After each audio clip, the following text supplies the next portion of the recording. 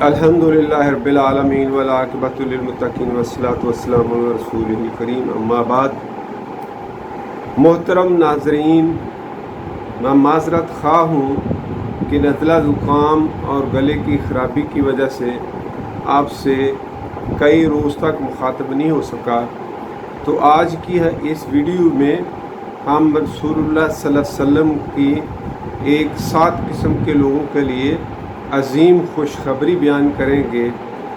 امام بخاری اور امام مسلم رحمہم اللہ نے اپنی صحیح کتاب میں حضرت ابو ہریرہ رضی اللہ تعالیٰ عنہ سے روایت کی ہے، رسول اللہ صلی اللہ علیہ وسلم نے فرمایا کہ 7 قسم کے خوش نصیب لوگ ہیں کہ جن کو اللہ تعالیٰ قیامت کے دن، یعنی جس دن کوئی سایہ نہیں ہوگا مگر صرف اللہ کا سایہ ہوگا، تو اللہ رب العزت ان 7 قسم کے خوش نصیب لوگوں کو اپنے سائے میں جگہ نصیب فرمائیں گے۔ تو آئیے ہم دیکھتے ہیں کہ وہ 7 قسم کے خوش نصیب لوگ کون ہیں۔ سب سے پہلے نمبر پر تو رسول اللہ صلی اللہ علیہ وسلم نے فرمایا الامام العادل، یعنی انصاف کرنے والا حاکم جو ہے وہ اس کو اللہ رب العزت اپنے سائے میں جگہ نصیب فرمائے گا۔ عدل جو ہے وہ معاشرے کے لیے بہت ضروری ہے۔ حضرت علی رضی اللہ تعالیٰ عنہ سے منسوب ایک قول ہے کہ حکومت جو ہے وہ کفر کے باوجود باقی رہ سکتی ہے، لیکن ظلم کے ساتھ یعنی عدل کے بغیر حکومت قائم نہیں رہ سکتی۔ تو دوسرے نمبر پہ رسول اللہ صلی اللہ علیہ وسلم نے ارشاد فرمایا کہ وہ جوان جس کی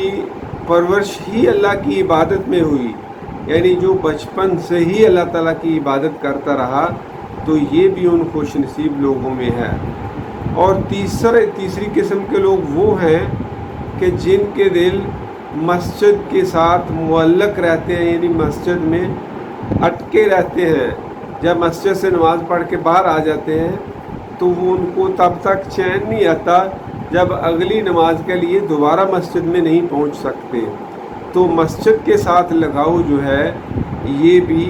ایک بڑی خوش بختی کی علامت ہے۔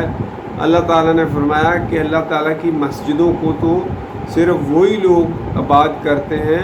جو اللہ اور یوم آخرت پر ایمان رکھتے ہیں اور اللہ کے سوا کسی سے نہیں ڈرتے، صرف اللہ سے ڈرتے ہیں۔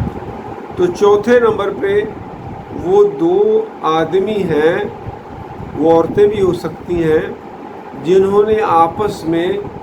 اللہ کی خاطر محبت کی، تو اجتماع علیہ و تفرق علیہ،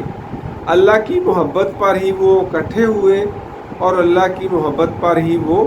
جدا ہوئے۔ تو اللہ کی خاطر کسی سے محبت کرنا جو ہے یہ اللہ رب العزت کو بہت ہی پسند ہے۔ اور 5ویں قسم کا جو آدمی ہے وہ ہے کہ جس کو ایک اچھے منصب، حسب نسب اور خوبصورت عورت نے برائی کی دعوت دی، دعوت گناہ دی، لیکن اس اللہ کے بندے نے اس دعوت گناہ کو یہ کہہ کر ٹھکرا دیا کہ انی اخاف اللہ، بے شک میں اللہ سے ڈرتا ہوں۔ تو اللہ سے ڈرنا جو ہے یہ بہت نصیب والوں کو حاصل ہوتا ہے۔ اللہ رب العزت نے فرمایا کہ جو اپنے رب کے سامنے کھڑا ہونے سے ڈر گیا اس کے لیے 2 جنتیں ہیں، اور ان جنتوں کی نعمتیں بیان کرنے کے بعد اللہ تعالیٰ نے فرمایا کہ ان کے علاوہ 2 جنتیں اور ہیں۔ تو اسی طرح 6 نمبر پہ وہ آدمی ہے کہ جس نے صدقہ کیا اور اس نے اپنے صدقے کو اتنا پوشیدہ رکھا کہ حتیٰ کہ اس کے بائیں ہاتھ کو بھی معلوم نہ ہو سکا کہ دائیں ہاتھ نے کیا خرچ کیا، یعنی اس کو خود بھی معلوم نہ ہو سکا،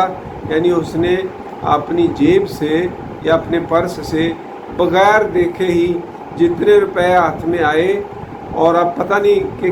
کتنی مالیت کے نوٹ آئے، اس نے بغیر دیکھے ہی اللہ کے راہ میں کسی مستحق کو دے دیے۔ تو یہ اتنا خفیہ رکھنا صدقہ جو ہے یہ بھی اللہ تعالیٰ کو بہت ہی پسند ہے۔ اور 7ویں اور آخری قسم کا جو خوش نصیب شخص ہے وہ ہے کہ وہ رجل ذکر اللہ خالیہ، کہ جس نے اللہ تعالیٰ کو تنہائی میں یعنی خلوت میں جہاں کوئی اور نہیں تھا وہ تھا اور اس کا اللہ تھا، تو اس نے اللہ تعالیٰ کو یاد کیا اور اپنے گناہوں کا اس نے تصور کیا، اللہ کے عذاب کو سامنے رکھا، تو اللہ کے خوف سے ففاضت عیناہ، اس کی آنکھیں جو ہیں وہ بہہ پڑیں۔ تو یہ 7 قسم کے خوش نصیب لوگ ہیں کہ جن کو اس دن اللہ تعالیٰ اپنا سایہ نصیب کرے گا، جس دن اللہ کے سائے کے علاوہ اور کوئی سایہ نہیں ہوگا۔ تو اللہ تعالیٰ سے دعا ہے کہ وہ ہمیں بھی ان میں سے زیادہ قسموں میں شامل فرما دے، تاکہ ہم قیامت کے دن کی گھبراہٹ سے محفوظ رہ سکیں اور رسول اللہ صلی اللہ علیہ وسلم کی سفارش ہمیں نصیب ہو اور ہم جنت میں چلے جائیں۔ وما علینا الا البلاغ المبین۔